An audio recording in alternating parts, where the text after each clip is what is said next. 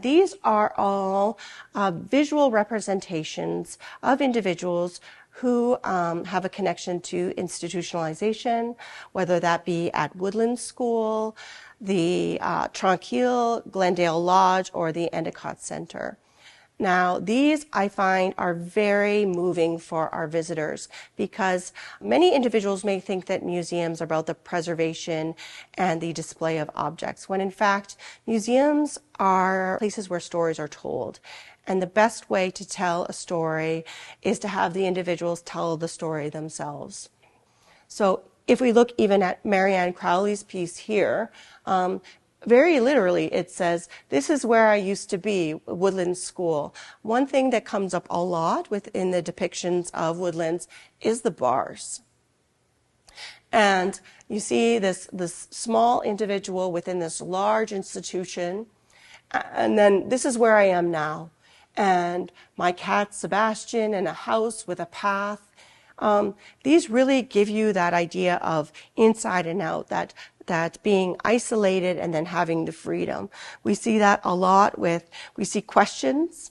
We see Conrad asking, like, why was I put in this place? Why couldn't I live in a better place?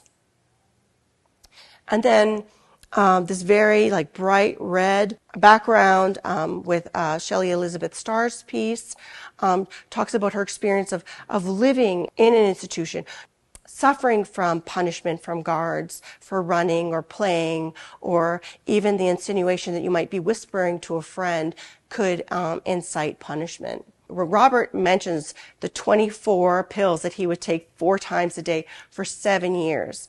And he talks about clouds, the clouds obscuring his expression. And black windows where you couldn't see out. But then look, he's, living at home. Again, we have the pocket of joy, living at home with friend Janet. And many of them mention the friendships and the connections they make once they are living independently within the community. Both of these pieces were created by Arnold Bennington. And just like in the other panels we looked at with the positive and the negative experience of institutionalization, Arnold has separated them into the experience of living in the community and then being institutionalized at Woodlands School between 1954 to 1968.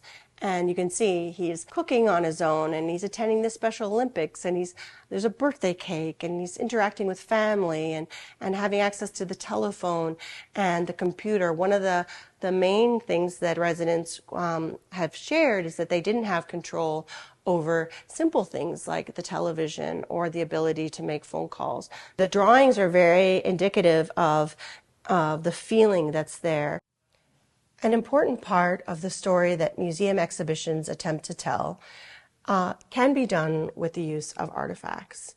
And these artifacts here come from the Woodlands School and were loaned to the museum through Inclusion BC. These pieces were used in Woodlands School by individuals, whether it was through the educational, the memory game, the towel that's in the back of the cabinet, or the food tray that's down below. These are actual items that were in daily use.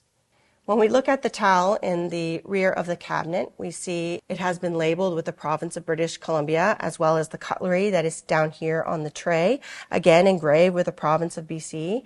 It reiterates this concept that these are and were government institutions and that individuals were under the care of the government.